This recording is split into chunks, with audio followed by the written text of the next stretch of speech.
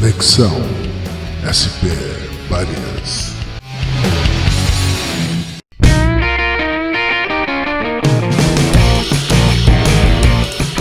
Falando sobre essa questão de história e fluxos do tempo, é que pouco se diz, pouco se fala isso, eu pelo menos nunca li nada, mas eu venho pensando isso já há algum tempo, é a questão justamente do tempo. Por exemplo, antigamente você tinha um certo projeto de vida, veja que louco isso, que, bom, você envelhecia, você se tornava um pai de família e o seu projeto de vida era o que? A família.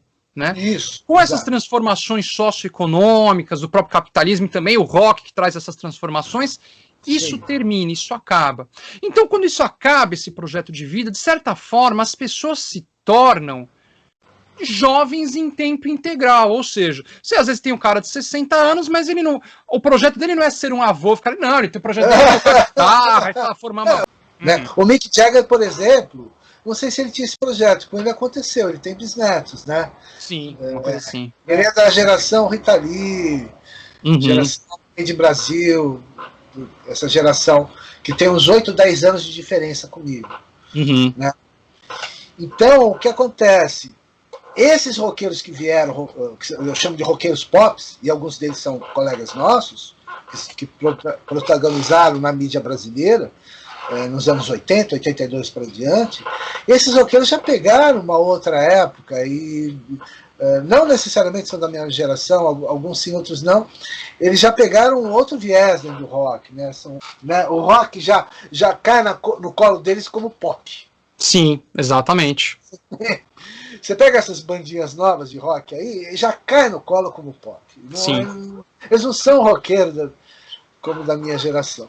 Mas de toda forma, é isso que a gente já arrematou aqui. Nem todo roqueiro da década de 60 entendeu o que estava acontecendo sociologicamente na década de 60 e pôde dar continuidade no mesmo segmento. Mas só para retomar também, essa minha ideia de conflito geracional, que acontece com essa transformação no capitalismo, essa transformação cultural, em que as pessoas, ao envelhecerem, elas não têm mais esse projeto de vida, de se tornar o que é avô e tudo, elas continuam, enfim, na cena pública com, enfim, o desejo de consumir, de exprimir certas coisas, ao mesmo tempo que chega a nova geração, né, com uma outra plataforma de ideias, e aquilo você passa a ter um conflito muito maior.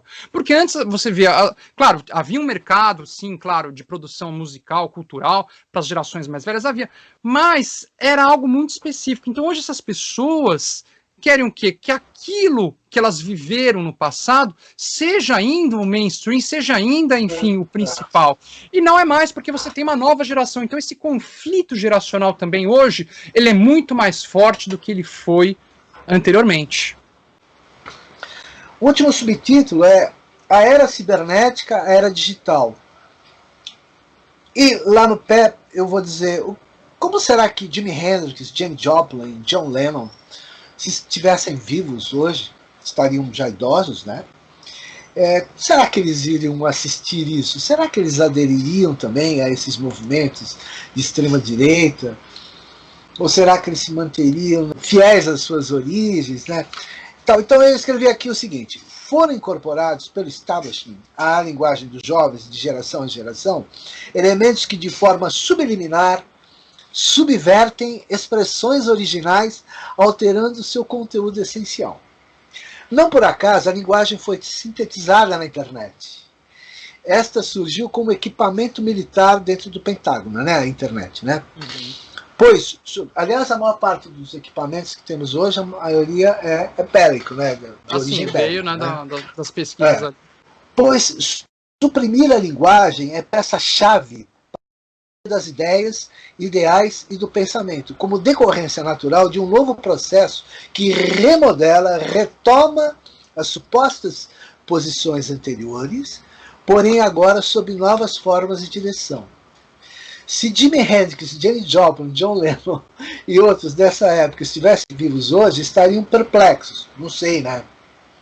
estarrecidos e provavelmente deprimidos ao verem cabeludos roqueiros de hoje com milhões de seguidores no YouTube, Facebook e nas redes sociais em geral, apoiando o nazifascismo, já falamos muito sobre isso, utilizando uma suposta moral religiosa como justificativa da exclusão das diferenças, ou seja, a ética do extermínio, a ética do cancelamento, né? Uhum.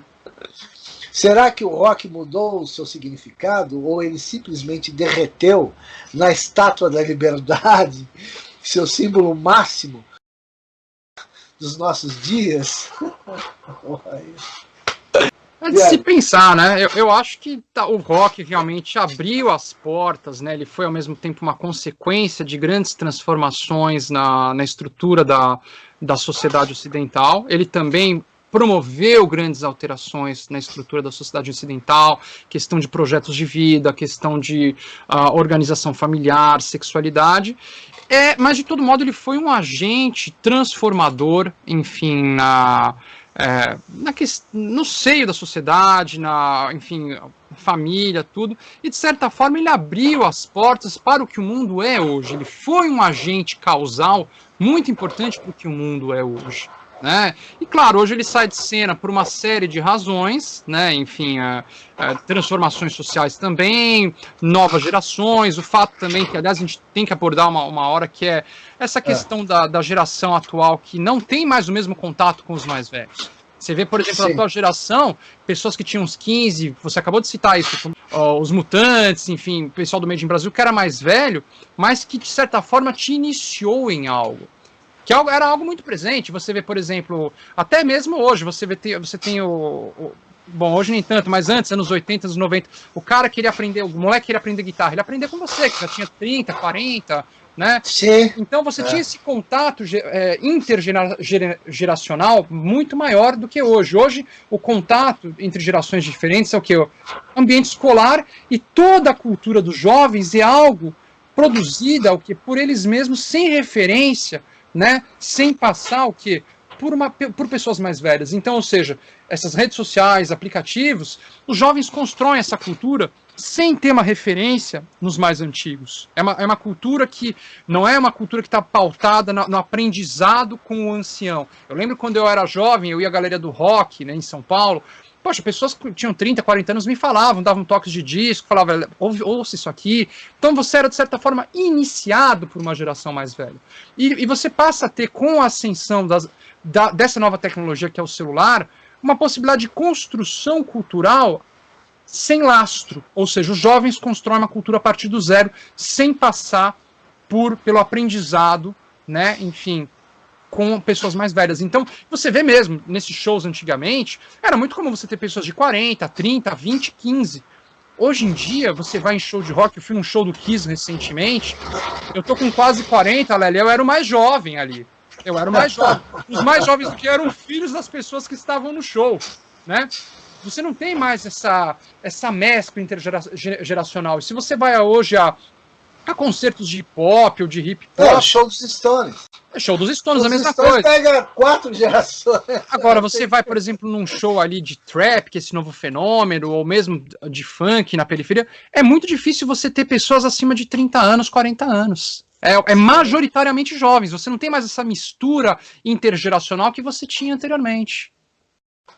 Bom, para arrematar aqui, que esse assunto seria longo, né? Para arrematar aqui, só para posicionar.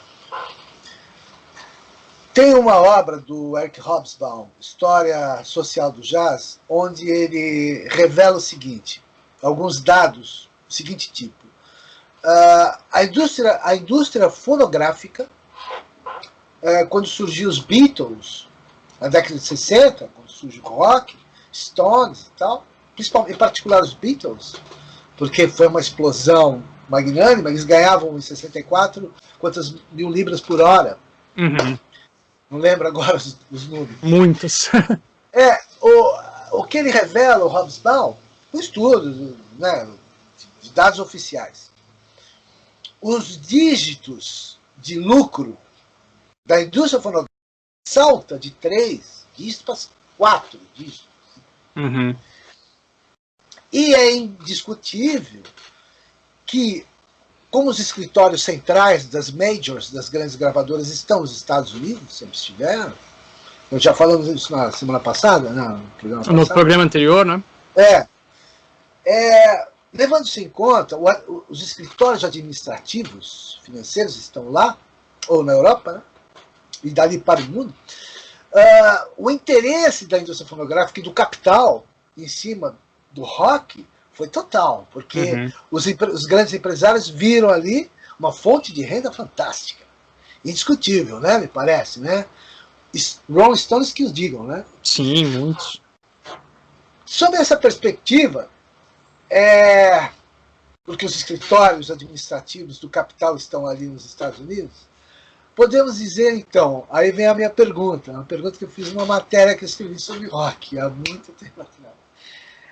O rock foi, de fato, o hino da libertação, libertário da geração da década de 60, ou foi o hino do imperialismo americano?